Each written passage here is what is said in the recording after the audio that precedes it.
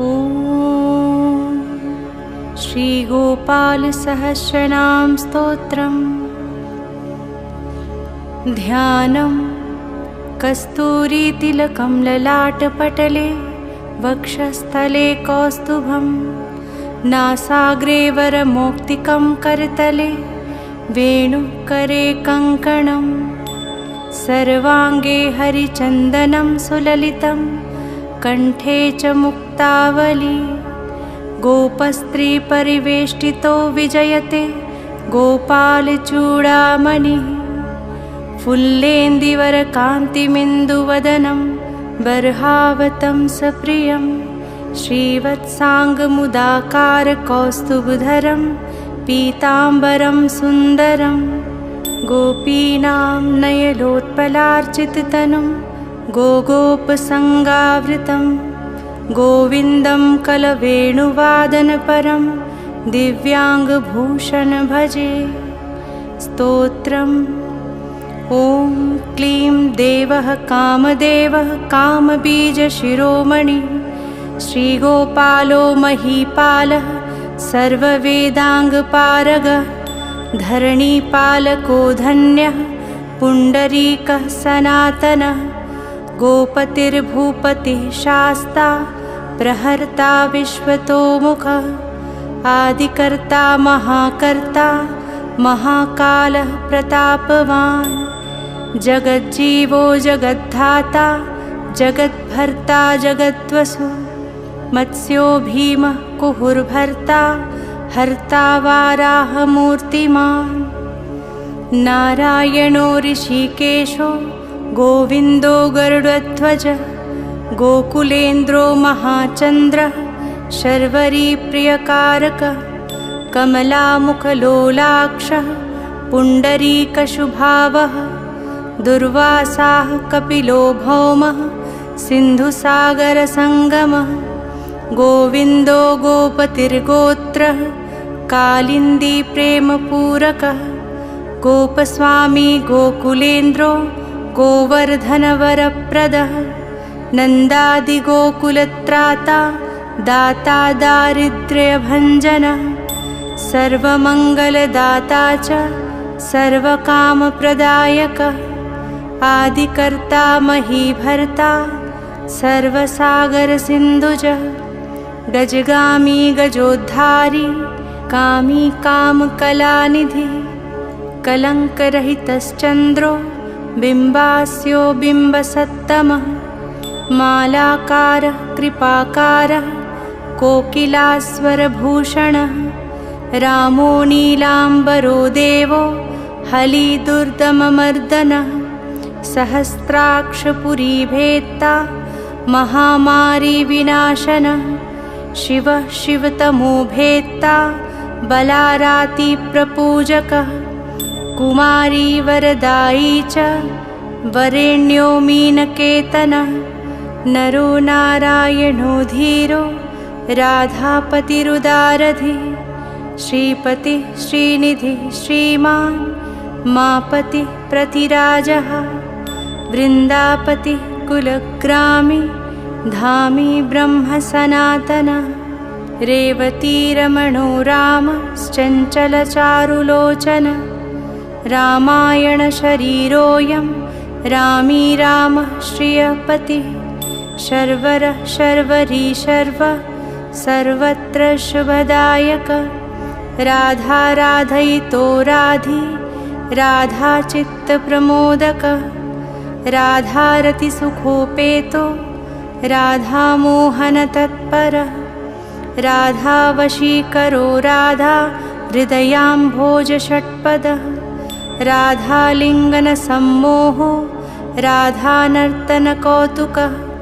राधासञ्जातसम्प्रीति राधाकामफलप्रदः वृन्दापतिः कोशनिधिः कोकशोकविनाशकः चन्द्रापतिश्चन्द्रपतिश्चण्डकोदण्डभञ्जनः रामो दाशरथी रामो भृगुवंशसमुद्भवः आत्मा रामो जितक्रोधो मोहो मोहान्धभञ्जनः वृषभानुर्भवो भावः काश्यपि करुणानिधि कोलाहलो हलीहाली हेलीहलधरप्रिय राधामुखाब्जमार्तण्डो भास्करो रविजो विधु विधिर्विधाता वरुणो वारुणो वारुणीप्रियः रोहिणी हृदयानन्दी वसुदेवात्मजो बली नीलाम्बरो रोहिणेयो जरासन्दवधोमल नागो नवाम्भो विरुदो वीरहा वरदो बली गोपथो विजयी विद्वान् सिपिविष्टः सनातनः परशुरामवचोग्राही वरग्राही श्रीगालः दमघोषोपदेष्टा च रथग्राही सुदर्शनः वीरपत्नी यशस्त्राता जराव्याधिविघातकः द्वारकावासतत्त्वज्ञो हुताशनवरप्रदः यमुनावेगसंहारी नीलाम्बरधरः प्रभु विभुः शरासनो धन्वी गणेशो गणनायकः लक्ष्मणो लक्षणो लक्ष्यो रक्षो वंशविनाशनः वामनो वामनीभूतो वमनो वमनारुहः यशोदानन्दनः कर्ता यमलार्जुनमुक्तिदः उलूखली महामानी दामबद्धाः वैषमी भक्तानुकारी भगवान् केशवोचलधारकः केशिहा मधुहा मोहि वृषासुरविघातकः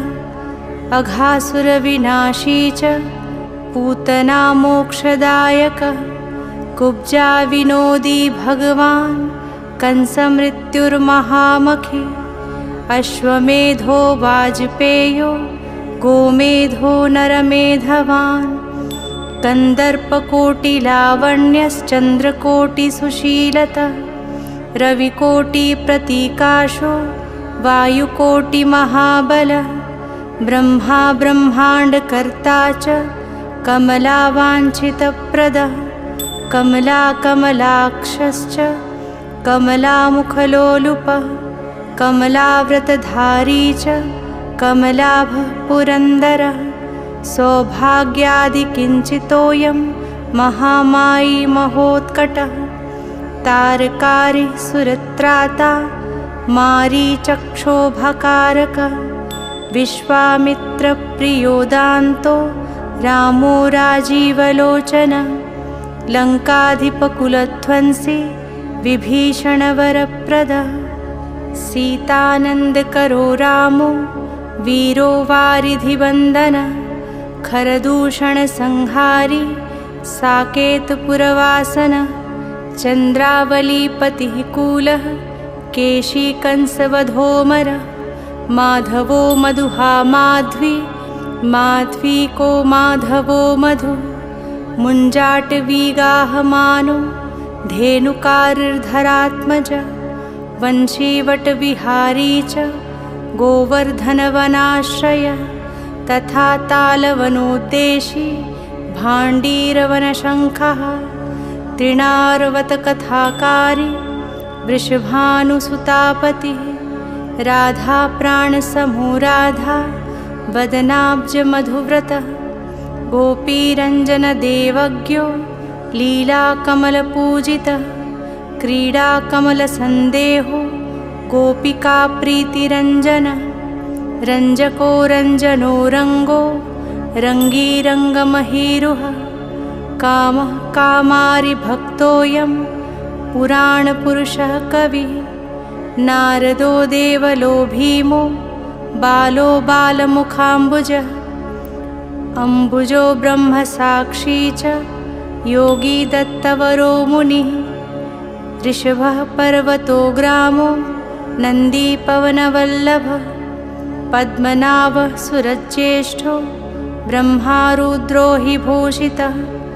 गणानां त्राणकर्ता च गणेशो ग्रहिलो ग्रही गणाश्रयो गणाध्यक्ष क्रोडीकृतजगत्त्रयः यादवेन्द्रो द्वारकेन्द्रो मथुरावल्लभोधुरी भ्रमरः कुन्तली कुन्ती सुतरक्षी महामखी यमुना वरदाता च काश्यपस्य वरप्रदा शङ्खचूडवधोद्दामो गोपीरक्षणतत्परः पाञ्चजन्यकरो रामी त्रिरामी वनजोजय फाल्गुनः फाल्गुनसखो विराधवधकारक रुक्मिणी प्राणार्थाश्च सत्यभामा प्रियङ्कर कल्पवृक्षो महावृक्षो दानवृक्षो महाफल अंकुशो भूसुरो भामो भामको भ्रामको हरिः सरलः शाश्वतो वीरो यदुवंशी शिवात्मक प्रद्युम्नो बलकर्ता च प्रहर्ता दैत्यः प्रभु महाधनो महावीरो वनमाला विभूषण तुलसीदामशोभाढ्यो जालन्धर विनाशन शूरः सूर्यो मृकण्डश्च भास्करो विश्वपूजितः रविस्तमोहावह्निश्च वाडवो वडवानल दैत्यदर्पविनाशी च गरुडो गरुडाग्रज गोपीनाथो महीनाथो वृन्दानाथो वरोधक प्रपञ्ची पञ्चरूपश्च लतागुल्मश्च गोपतिः गङ्गा च यमुना रूपो गोदावेत्रवती तथा कावेरी नर्मदा तापी गण्डकी सरयूस्तथा राजसस्तामसः सत्त्वी सर्वांगी सर्वलोचन सुधामयो मृतमयो योगिनी वल्लभः शिवः बुद्धो बुद्धिमतां श्रेष्ठो विष्णुर्जिष्णुः शचीपतिः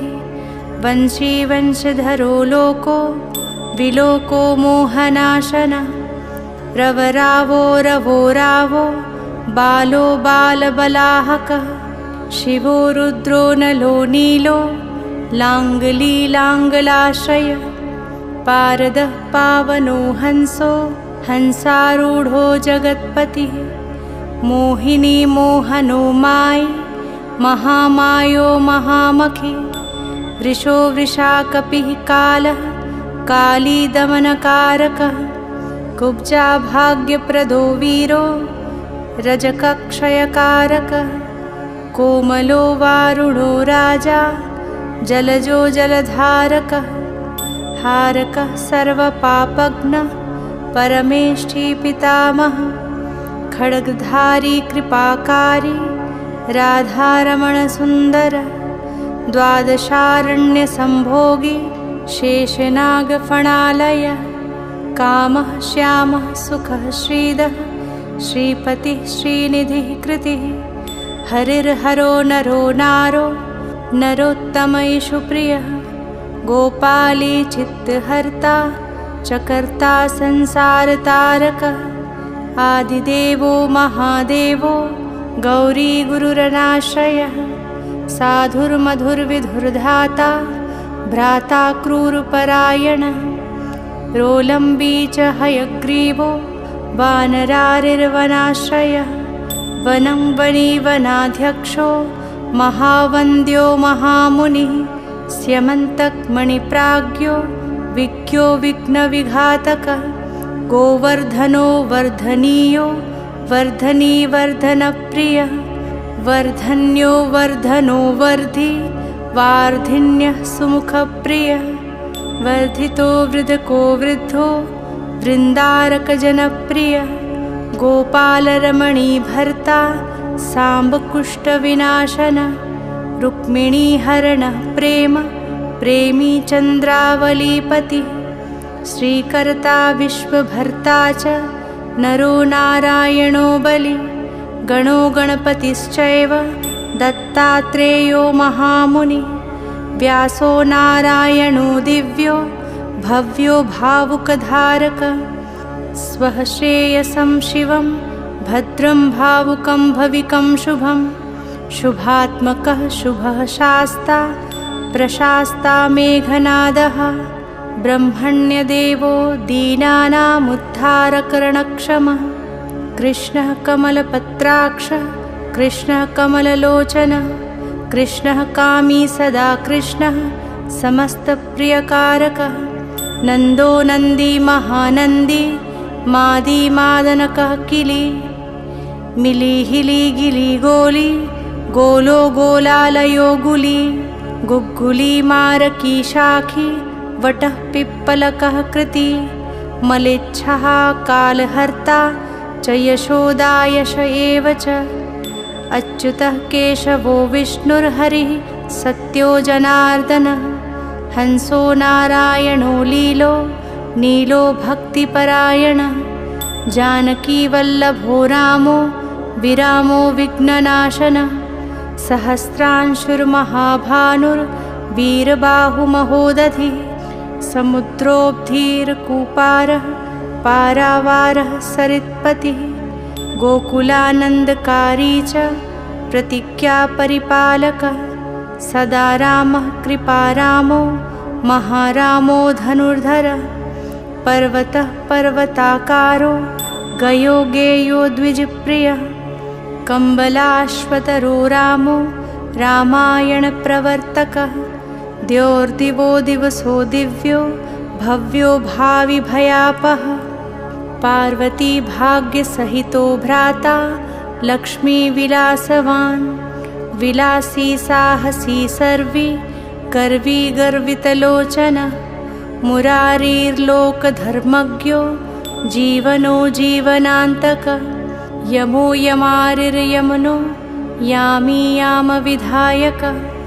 वंसुली पांसुली पांशु पाण्डुरर्जुनवल्लभः ललिता चन्द्रिका माली माली मालाम्बुजाशय अम्बुजाक्षो महायक्षो दक्षिश्चिन्तामणिः प्रभुः मणिर्दिनमणिश्चैव केदारो बदराश्रय बदरीवनसम्प्रीतो व्यासः सत्यवतीसुतः अमरारिनिहन्ता च सुधा सिन्धुर्विधूदयः चन्द्रो रविः शिवः शूली चक्री चैव गदाधरः श्रीकर्ता श्रीपतिः श्रीदः श्रीदेवो देवकीसुतः श्रीपतिः पुण्डरीकाक्षः पद्मनाभो जगत्पतिः वासुदेवो अप्रमेयात्मा केशवो गरुडध्वजः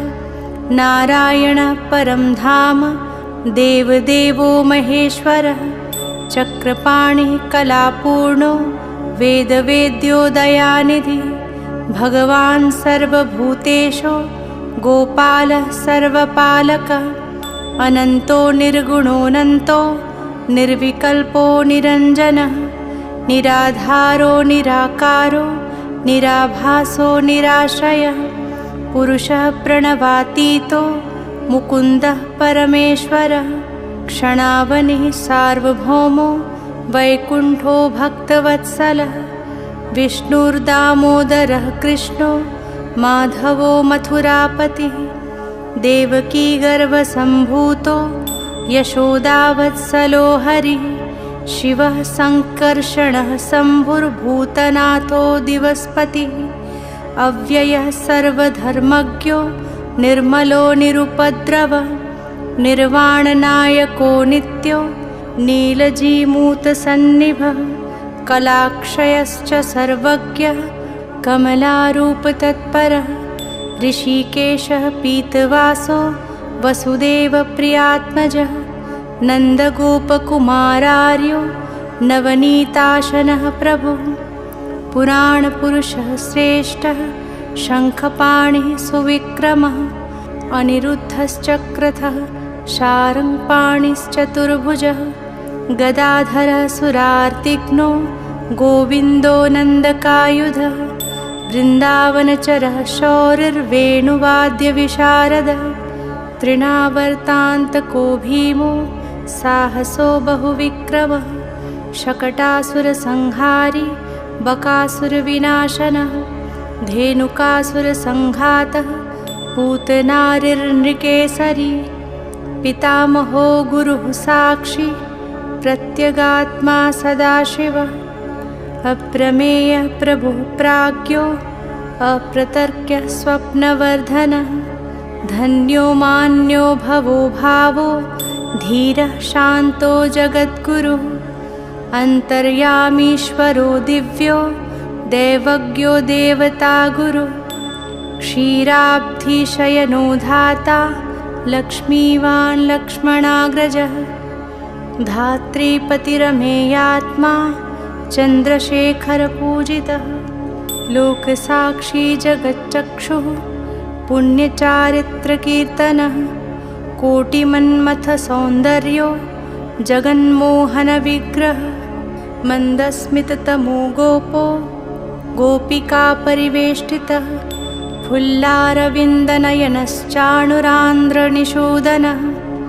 इन्दीवरदलश्यामो बर्हिबर्हावतंसकः मुरलीनिन्दाहलादो दिव्यमाल्याम्बराश्रयः सुकपोलयुगः शुभ्रूयुगलः सुललाटकः कम्बुग्रीवो विशालाक्षो लक्ष्मीवान् सुबलक्षणः पीनवक्षाश्चतुर्बाहुश्चतुर्मूर्तिस्त्रिविक्रमः कलङ्करहितः शुद्धो दुष्टशत्रुनिबर्हनः किरीटकुण्डलधरः कटकाङ्गदमण्डितः मुद्रिकाभरणोपेतः कटिसूत्रविराजितः मञ्जीररञ्जितपदः सर्वाभरणभूषितः विन्यस्तपादयुगलो दिव्यमङ्गलविग्रहः गोपिकानयनानन्दः पूर्णचन्द्रनिभाननः समस्तजगदानन्दः सुन्दरो लोकनन्दनः यमुनातीरसञ्चारी राधामन्मथवैभवः गोपनारीप्रियोदान्तो गोपीवस्त्रापहारकः शृङ्गारमूर्तिः श्रीधामा तारको मूलकारणं सृष्टिसंरक्षणोपायः क्रूरासुरविभञ्जनः नरकासुरहारी च मुरारिर्वैरिमर्दनः आदितेयप्रियो दैत्यभीकरश्चेन्दुशेखरः जरासन्धकुलध्वंसी कंसारातिः सुविक्रमः पुण्यश्लोकः कीर्तनीयो यादवेन्द्रो जगन्नुतः रुक्मिणीरमणः सत्यभामा जाम्बवती प्रियः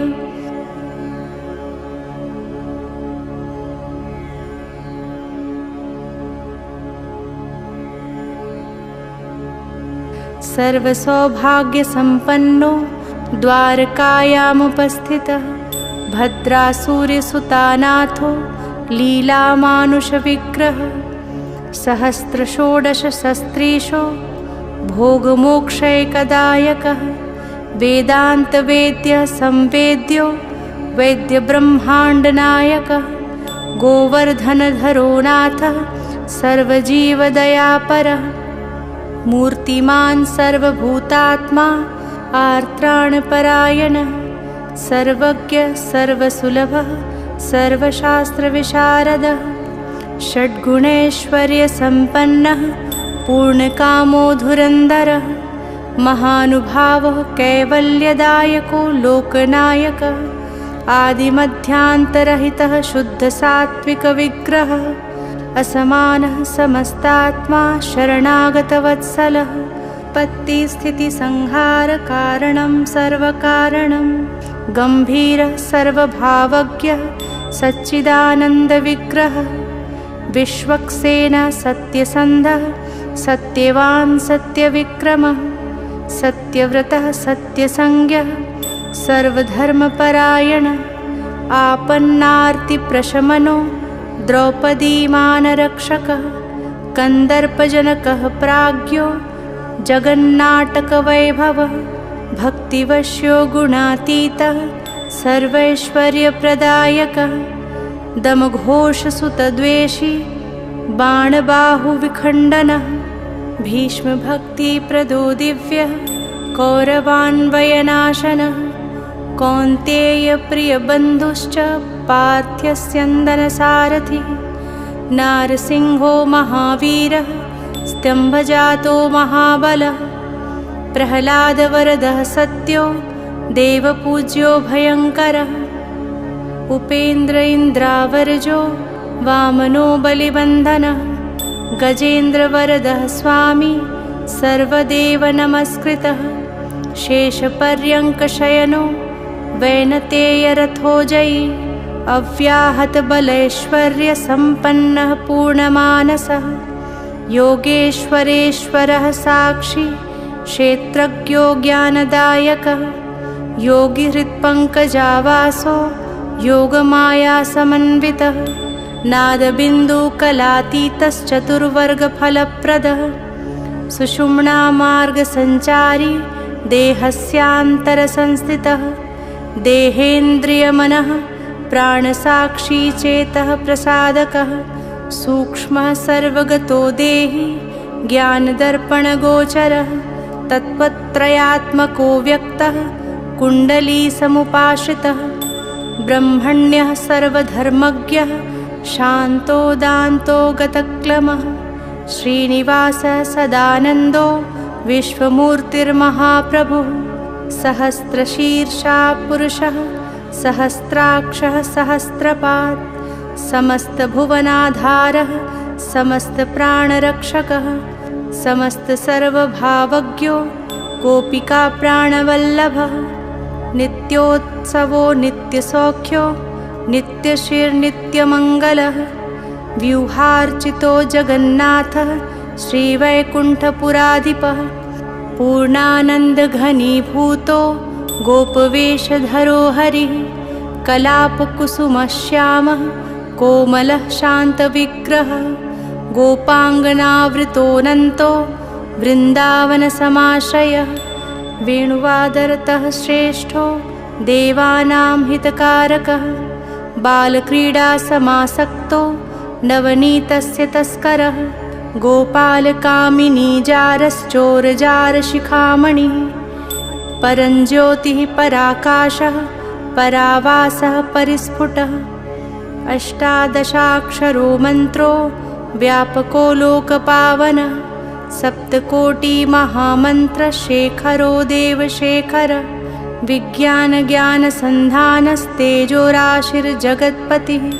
भक्तलोकप्रसन्नात्मा भक्तमन्दारविग्रहः भक्तदारिद्र्यदमनो भक्तानां प्रीतिदायकः भक्ताधीनमनाः पूज्यो भक्तलोकशिवङ्करः भक्ताभीष्टप्रदः सर्वभक्ताघोगनिकृन्तनः अपारकरुणासिन्धुर्भगवान् भक्ततत्परः फलश्रुतिः इति श्रीराधिकानाथसहस्रं नाम कीर्तनं स्मरणात् पापराशिनां खण्डनं मृत्युनाशनं वैष्णवानां प्रियकरं महारोगनिवारणं ब्रह्महत्यासुरापानं परस्त्रीगमनं तथा परद्रव्यापहरणं परद्वेषसमन्वितं मानसं वाचिकं कायं यत्पापं पापसम्भवं सहस्रनामपठानात् सर्वं नश्यति तत्क्षणात्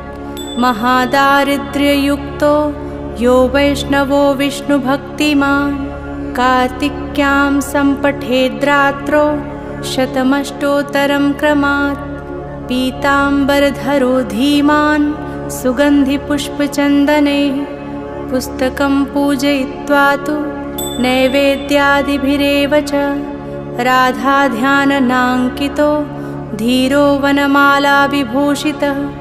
शतमष्टोत्तरं देवी पठेन्नामसहस्रकं तुलसीमालया युक्तो वैष्णवो भक्तितत्परः रविवारे च शुक्रे च द्वादश्यां श्राद्धवासरे ब्राह्मणं पूजयित्वा च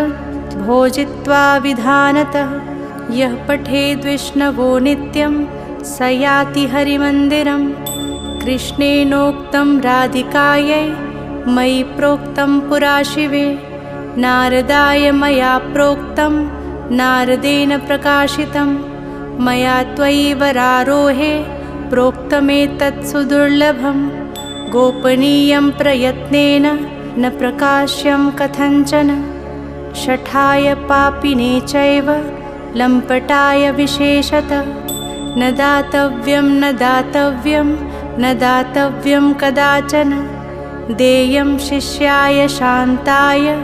विष्णुभक्तिरताय च गोदानब्रह्मयज्ञादेवार्जपेयशतस्य च अश्वमेधसहस्रस्य फलं पाठे भवेद् ध्रुवम् एकादश्यां नरः स्नात्वा सुगन्धिद्रव्यतैलकैः आहारं ब्रह्मणे दत्त्वा दक्षिणां स्वर्णभूषणं तत् आरम्भकर्तास्मात् सर्वं प्राप्नोति मानवः शतावृतं सहस्रं च यः पठेत् वैष्णवो जनः श्रीवृन्दावनचन्द्रस्य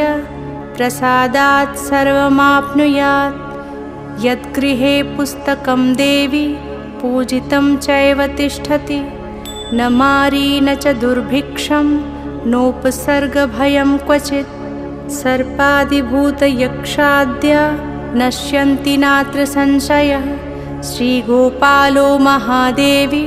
वसेत्तस्य गृहे सदा गृहे यत्र सहस्रं च नाम्ना तिष्ठति पूजितम्।